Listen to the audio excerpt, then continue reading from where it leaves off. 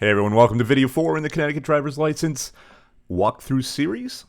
In this video, we're going to actually put the logic behind the user interface that we created in the last two videos with the JavaScript programming language.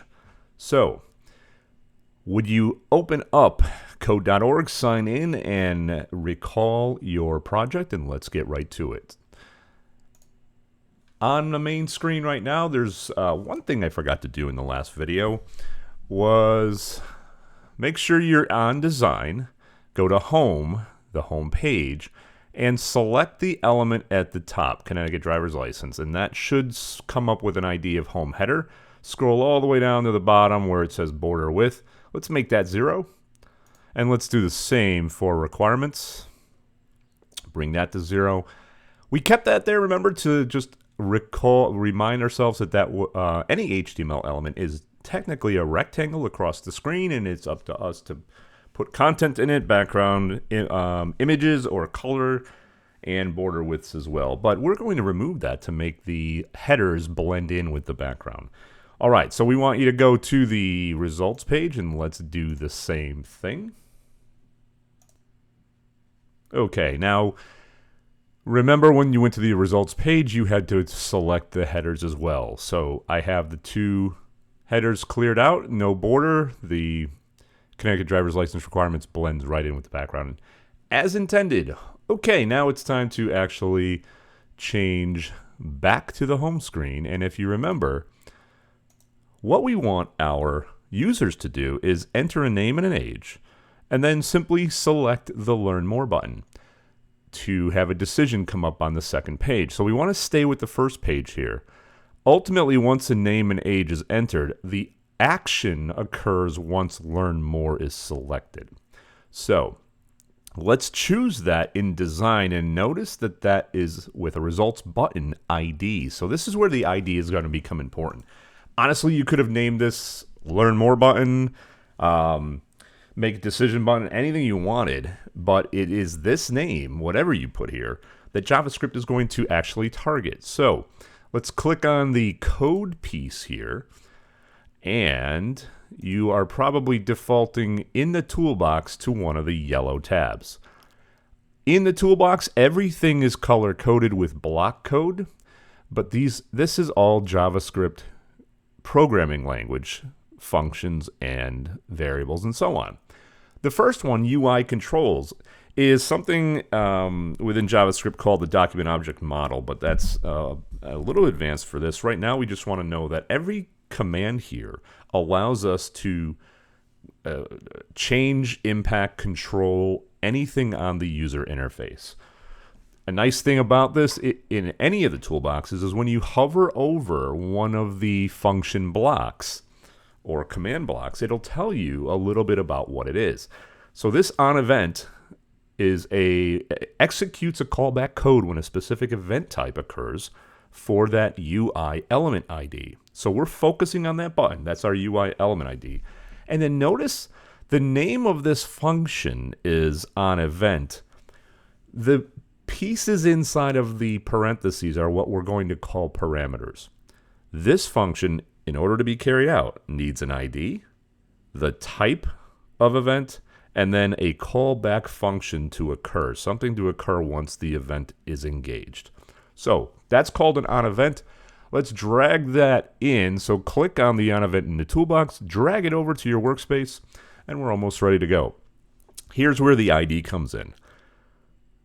Pull down the ID dropdown, and any and all of the IDs that we used within the user interface should be here. So that's the importance of the ID. Let's select that. We're targeting the results button. That's exactly what we want. Take a look at this. You don't even have to be in design. Check this out. If I hover over the results button, it'll remind me what that ID is. Results button. Next, I want to use the event on click. So there's many others, key press, mouse over, so on. We just want when the user hovers over that and clicks the Learn More button, here's the function that we want to occur.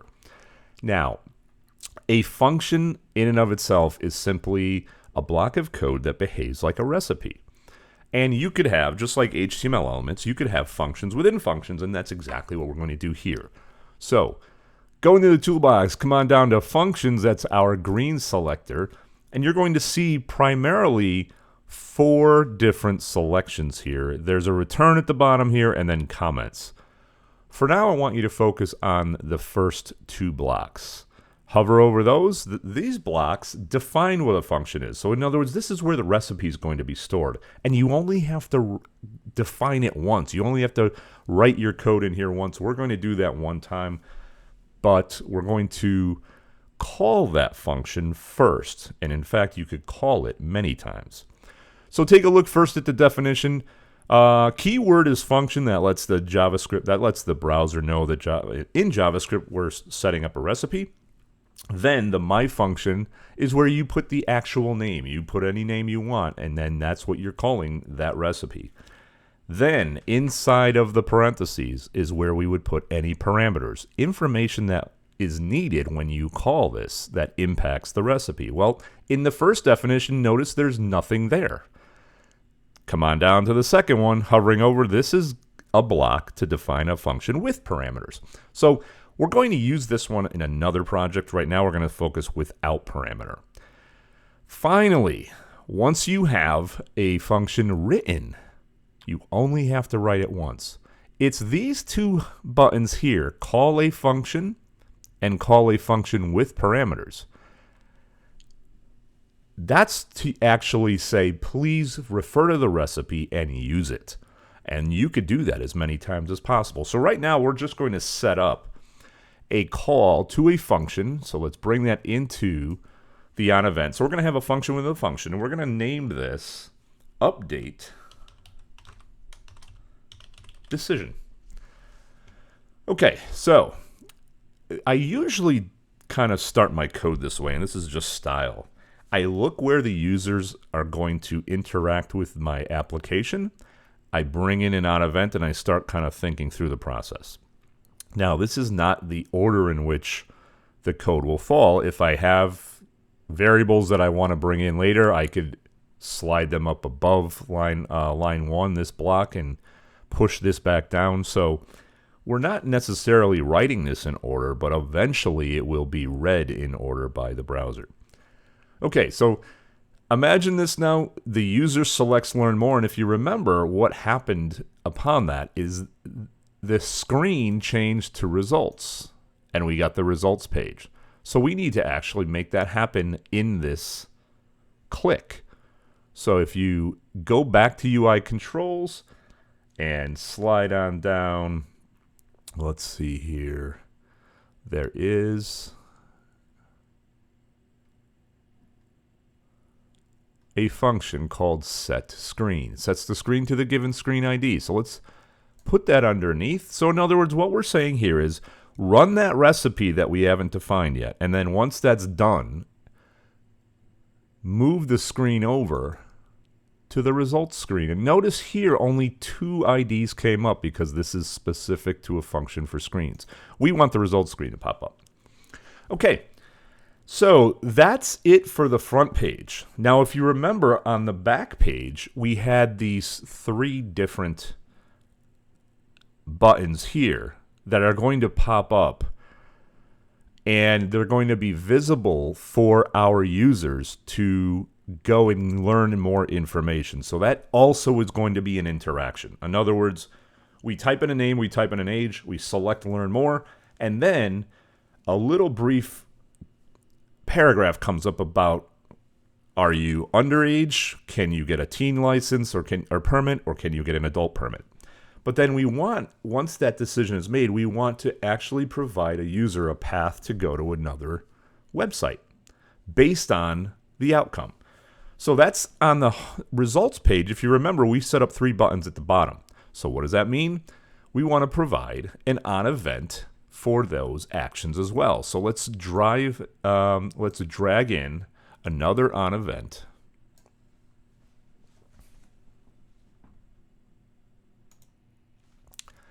And this event is going to be tied to the ID, let's see, underage link. right here. And if you remember, we set that ID to the button for under 16.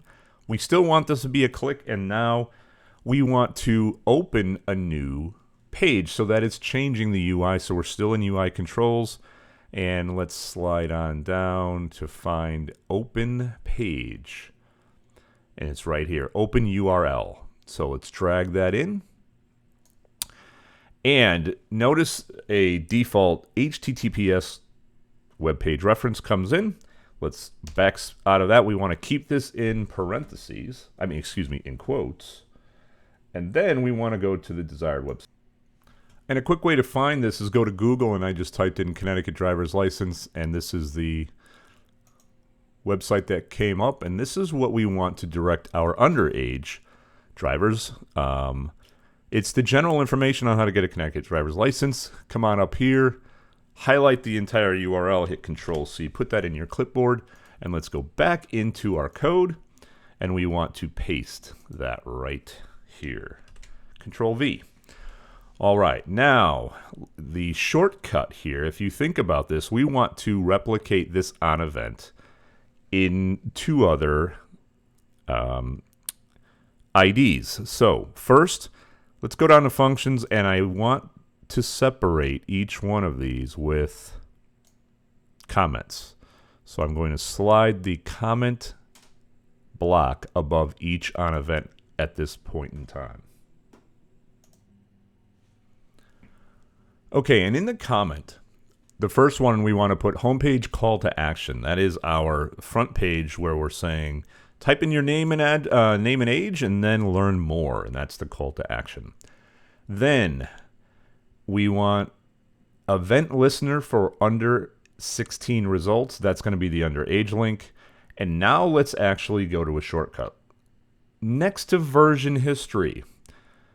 So in the upper right-hand corner, there is a show text feature. So let's select that.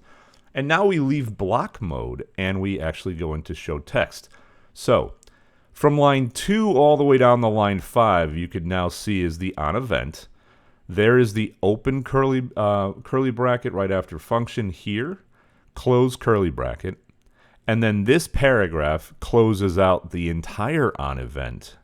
And then a semicolon ends the thought. So a semicolon always appears when a thought is ended for the browser. So that's the on event. Let's separate this for our own eyes, and let's hit enter there. And now we have the next block of code, including the comment. Let's put that into our clipboard, and we are going to hit enter afterwards twice, paste twice again, and paste. So now we've got that 3 times, and we could go in and change the information. So let's go back to show blocks.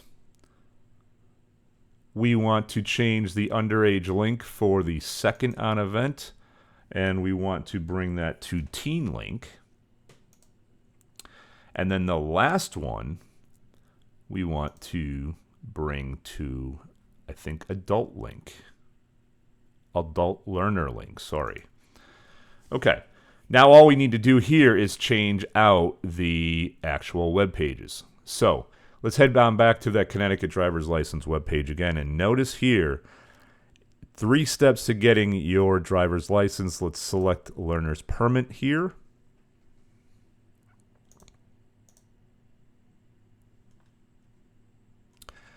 And in this section, step-by-step guides, we want to select the drivers age 16 and 17.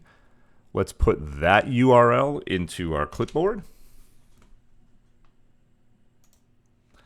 And let's come down to the teen link here, and I'm going to click inside of that open URL, highlight everything but the quotations, hit delete, and now paste.